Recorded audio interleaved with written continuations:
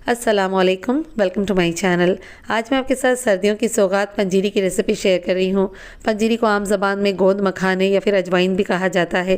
पंजीरी न सिर्फ new mothers के लिए बल्कि घर के हर एक फ़र्द के लिए बहुत ज़्यादा फ़ायदेमंद होती है। ये एक मज़ेदार इम्यूनिटी बूस्टर है जो कि हमारी बॉडी पेन या कमज़ोरियों को दूर करके ताकत देने का काम करती है। आज की ये रेसिपी मैंने अपनी नानी से सीखी है जो कि एक परफेक्ट और मुकम्मल पंजीरी की रेसिपी है। तो आइए इसे बनाना शुरू करते हैं। पंजीरी बनाने के लिए सबसे पहले हम एक खुले हुए बर्तन में 1 टेबलस्पून भरकर देसी घी डालेंगे और इसे मेल्ट होने देंगे। यहाँ मैंने लिए हैं 3 कप भरकर फूल मखाने, इन्हें फॉक्सनट भी कहा जाता है। ये वज़न में 100 ग्राम है। इन फूल मखानों को डालेंगे हम वॉक में और मुसलसल चलाते हुए 5 से 7 मिनट तक मीडियम हीट पर फ्राई करेंगे। आप देखिए इन्होंने घी को सोख लिया है और ये अच्छे से क्रिस्पी हो चुके हैं। अब हम इन्हें निकाल कर एक प्लेट में रख लेंगे। ये ताकत बख्श होते हैं और वेट लॉस में मदद करते हैं। अब इसी वॉक में हम फिर से 2 टेबलस्पून भरकर देसी घी डालेंगे और इसे मेल्ट होने देंगे। पंजीरी में देसी घी का असल टेस्ट आता है, इसे आप रिप्लेस ना कीजिएगा, इसी में बनाइएगा। अब यहाँ हमने हाफ कप भरकर इसमें बादाम शामिल किए हैं जो कि वज़न में 100 ग्राम है। बादाम को हल्का सा फ्राई करना है 1 से 2 मिनट तक मीडियम टू लो हीट पर। इसका कलर हमें डार्क नहीं करना है। इसके फ्राई हो जाने के बाद इसमें हम हाफ कप भरकर काजू शामिल करेंगे। ये भी वज़न में 100 ग्राम है। काजू बहुत डेलिकेट होते हैं, बहुत जल्दी डार्क हो जाते हैं, इसी वजह से हमने इन्हें बादाम के बाद शामिल किया है ताकि बादाम अच्छे से क्रिस्पी हो सके। हल्का सा इन्हें फ्राई कर लेने के बाद इसमें हम 50 ग्राम के करीब सूखा हुआ नारियल यानी कि खोपरा शामिल करेंगे।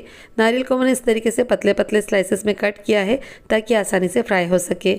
इसके साथ ही मैं इसमें डाल दूंगी 80 ग्राम के करीब पिस्ते, और पिस्तों को भी इसमें शामिल कर देने के बाद हल्का सा फ्राई करेंगे ताकि इनकी नमी ख़त्म हो जाए। आखिर में मैंने इसमें 2 टेबलस्पून के करीब चिरौंजी या चारोली शामिल की है जिसका कि पंजीरी में बहुत ही अच्छा फ्लेवर आता है। ड्राई फ्रूट्स को हमें बहुत ज़्यादा फ्राई नहीं करना है, ना ही इनका कलर चेंज होने देना है। अगर ये डार्क हो जाते हैं तो इनका फ्लेवर ख़राब हो सकता है। अब इसी स्टेज पर हम ड्राई फ्रूट को निकाल कर एक प्लेट में साइड में रखेंगे। ड्राई फ्रूट्स को फ्राई करने में घी ज़्यादा खर्च नहीं होता है। अभी वॉक में हल्का सा घी बचा हुआ है, इसी में हम कुछ चीज़ें फ्राई करेंगे। यहाँ मैंने लिए हैं 3 टेबलस्पून भरकर मेलन सीड यानी कि खरबूजे के बीज। इसके साथ ही मैंने 2 टेबलस्पून के करीब अलसी ली है। ये फ्लैक्स सीड कहलाती है, बहुत ही ज़्यादा ताकतवर होती है और फ़ायदेमंद भी। साथ ही मैंने 2 टेबलस्पून भरकर पम्पकिन सीड यानी कि कद्दू के बीज लिए हैं। क्योंकि ये सीड्स बहुत ज़्यादा नाजुक होते हैं, बहुत जल्दी जलने लगते हैं, इसीलिए मीडियम टू लो हीट पर 1 से 2 मिनट तक मुसलसल चलाते हुए हम इन्हें फ्राई करेंगे। आप देखिए 1 से 2 मिनट में ही ये चटकने लगे हैं। अब हम इन्हें निकाल कर एक प्लेट में अलग रखेंगे। अब इस बचे हुए घी में हम किशमिश फ्राई करेंगे। इसमें मैंने हाफ कप से थोड़ी सी कम यानी कि 80 ग्राम के करीब किशमिश शामिल की है। क्योंकि ये मीठी होती है इसी वजह से बहुत जल्दी जलने लगती है।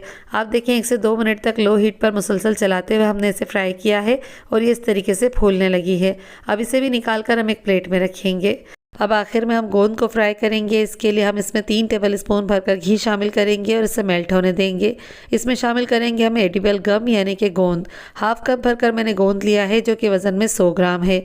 ये बबूल का गोंद है जिसे कि गोंद कथीरा भी कहा जाता है। ये बहुत ज़्यादा फ़ायदेमंद होता है हमारी सेहत और हड्डियों के लिए, और ख़ास तौर से हमारे पेट की तकलीफ़ों को दूर करता है। गोंद को हम इस तरीके से मीडियम टू हाई फ्लेम पर मुसलसल चलाते हुए फ्राई करेंगे ताकि ये क्रिस्पी हो जाए और फूल कर इस तरीके से इसकी क्वांटिटी डबल हो जाए। अगर आप गोंद को छोटे बर्तन में फ्राई कर रहे हो तो आप इसे थोड़ी थोड़ी क्वांटिटी में डालकर फ्राई कीजिएगा। मैं आपको दिखाती हूँ कि गोंद कितने अच्छे से फ्राई होना चाहिए। ये देखिए इस तरीके से प्रेस करने पर ये बिखर जाए तो समझ लें कि गोंद हमारा परफेक्टली फ्राई हो चुका है। अब मैं आपको 2 ऐसी खास चीज़ें बताने वाली हूँ जो आपने इससे पहले किसी पंजीरी की रेसिपी में नहीं देखी होगी। मैंने यहाँ पर लिया है 50 ग्राम के करीब चुनिया गोंद, जिसे कि हमारे यहाँ कमरकस भी कहा जाता है। इसे हमें ग्राइंडर के जार में डाल देंगे। इसके साथ ही मैंने 20 ग्राम के करीब सफ़ेद मूसली ली है जिसे कि धौली मूसली भी कहा जाता है। इसके भी बहुत सारे हेल्थ बेनिफिट्स होते हैं जो कि हमारी सेहत के लिहाज से बहुत ज़्यादा मुफीद होती है। अब इसे भी हम जार में शामिल करेंगे और कवर करके इन दोनों को बारीक पीस लेंगे। ये देखें इस तरीके से इनका बिल्कुल फाइन पाउडर बना लेना है। इसे हम बाद में यूज़ करेंगे, इसीलिए साइड में रखेंगे। अब इसी वॉक में हम 3 टेबलस्पून के करीब देसी घी फिर से शामिल करेंगे और इसे मेल्ट होने देंगे। यहाँ मैंने 1 कप भरकर बारीक वाली सूजी यानी कि रवा लिया है जो कि वज़न में 200 ग्राम है। आप चाहें तो सूजी की जगह गेहूं का आटा भी इस्तेमाल कर सकते हैं जिसकी हम रोटियां बनाते हैं, लेकिन सूजी में पंजीरी दानेदार बनती है। सूजी को हम घी में शामिल करेंगे और मुसलसल चलाते हुए 4 से 5 मिनट तक मीडियम टू लो हीट पर फ्राई करेंगे। जब इस तरीके से सुनहरी होने लगे उस वक्त हम इसमें सफ़ेद मूसली और चुनिया गोंद का पाउडर शामिल कर देंगे। ये दोनों ही चीज़ें हमारी सेहत के लिए बहुत मुफीद होती हैं। इनके कोई साइड इफ़ेक्ट नहीं होते, आप इन्हें बेफिक्र होकर यूज़ कर सकते हैं। अब इसके साथ ही हम इसमें कुछ मसाले शामिल करेंगे, जिसमें मैंने 1 टेबल स्पून भरकर सौंठ पाउडर लिया है, 1 टेबल स्पून भरकर ही मोटी सौंफ को दरदरा पीस लिया है। इसके साथ ही 1 टीस्पून भरकर दखनी मिर्चें यानी कि सफ़ेद मिर्चें ली है और हाफ टी स्पून सब्ज़ी इलायची का पाउडर लिया है। इन मसालों को हम इसमें शामिल करेंगे और अच्छे से मिक्स करते हुए 4 से 5 मिनट तक मीडियम टू लो हीट पर फ्राई करेंगे।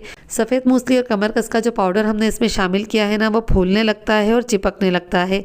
इसी वजह से हम सूजी के साथ इसे मुसलसल चलाते हुए बहुत अच्छे से फ्राई करेंगे ताकि ये सूजी के साथ अच्छे से मिक्स हो जाए और उसमें कोई लम्स वगैरह ना बने। ये देखिए सूजी हमारी अच्छे से भूनकर गुलाबी हो गई है। इस स्टेज पर हम फ्लेम को ऑफ कर देंगे और सूजी को एक खुले हुए बर्तन में निकालकर ठंडी होने के लिए रखेंगे। अब एक फ्राइंग पैन में 1 टेबल स्पून भरकर घी डाल देंगे और इसे मेल्ट होने देंगे। इसके साथ ही मैंने यहाँ पर 1 कप भरकर गुड़ लिया है, जो कि तकरीबन 250 ग्राम है। आप चाहें तो गुड़ की जगह चीनी का इस्तेमाल भी कर सकते हैं, लेकिन गुड़ में पंजीरी ज़्यादा हेल्दी बनती है। गुड़ को हमने छोटे पीसेस में कट किया है, जिससे कि आसानी से घुल जाता है। इसे अच्छे से मिक्स करते हुए मेल्ट होने देंगे और जब गुड़ इस तरीके से मेल्ट होने लगेगा तो इसमें हम हाफ कप भरकर पानी शामिल करेंगे। अच्छे से मिक्स देते हुए मीडियम टू हाई फ्लेम पर एक बॉईल आने तक कुक करेंगे। हमें इसकी कोई चाशनी वगैरह नहीं बनानी है, सिर्फ गुड़ और पानी के पक जाने तक इसे बॉईल करेंगे। जब इसमें एक अच्छा सा बॉईल आ जाए तो इसकी फ्लेम को हम ऑफ कर देंगे और इसकी चाशनी को ठंडा होने के लिए साइड में रखेंगे। अब जो सभी चीज़ें हमने फ्राई करके रखी थी, हम इन्हें दरदरा पीस लेंगे। आप चाहें तो इसमें चॉपर का यूज़ भी कर सकते हैं या फिर इमाम दस्ते का इस्तेमाल भी कर सकते हैं। अगर आपके पास ये दोनों चीज़ें ना हो तो आप मेरी तरह एक ग्राइंडर का जार ले सकते हैं। सबसे पहले ग्राइंडर के जार में मखाने डालकर हम इन्हें कोर्सली ग्राइंड कर लेंगे। मखानों को इस तरीके से दरदरा पीस लेने के बाद इसे हम सूजी में शामिल कर देंगे। अब इसी जार में हमने गोंद शामिल कर देना है और गोंद को भी कवर करके इस तरीके से क्रश कर लेंगे। हमें गोंद को बहुत ज़्यादा बारीक नहीं पीसना है, नहीं तो ये चिपचिपा हो सकता है। आप देखें बिल्कुल इस तरीके का दरदरा सा टेक्सचर होना चाहिए। अब गोंद को भी हम सूजी में शामिल कर देंगे और इसमें डालेंगे हमारे बाकी के इंग्रेडिएंट। अब हम इसमें किशमिश शामिल कर देंगे और किशमिश को हमने पीसना नहीं है, सिर्फ ऐसे ही डाल देंगे। इसके साथ ही हमने जो ड्राई फ्रूट फ्राई करके रखे थे ना, इसे भी ग्राइंडर के जार में डाल देंगे। इसके साथ ही जो सीड्स वगैरह हमने फ्राई किए थे, इन्हें भी शामिल कर देंगे। अब जार को कवर करेंगे और इन्हें भी दरदरा पीस लेंगे। इन्हें भी इस तरीके से देखें कोर्सली ग्राइंड करना है, बहुत ज़्यादा महीन नहीं पीसना है। अब इन्हें भी हम सूजी में शामिल कर देंगे। यहाँ देखें मैंने कुछ ड्राई फ्रूट्स को साबुत ही अलग कर लिया था। इसमें से आधे हम इसमें शामिल कर देंगे और आधों को हम गार्निशिंग में यूज़ करेंगे। अब इन सभी चीज़ों को अच्छे से मिक्स करके यकजान कर लेंगे।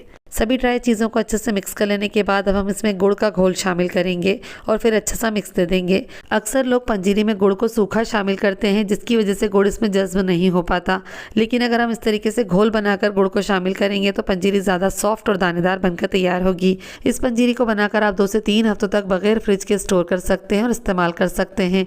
अगर आप इसे फ्रिज में रखेंगे तो 2 से 3 महीनों तक आप इसे इस्तेमाल कर सकते हैं, ये बिल्कुल भी ख़राब नहीं होती। ये जो पंजीरी आज मैंने आपके साथ शेयर की है, आप इसे न्यू मदर्स को भी दे सकते हैं, साथ ही साथ घर के हर एक अफराद को लिमिटेड क्वांटिटी में आप दे सकते हैं। गोया कि हर उम्र के इंसान के लिए ये पंजीरी बहुत ज़्यादा मुफीद होती है। पंजीरी एक ताकत बख्श ग़िज़ा है, जिसे आप कुछ अरसा इस्तेमाल करेंगे तब इसके फ़वाइद आपको असरअंदाज होंगे।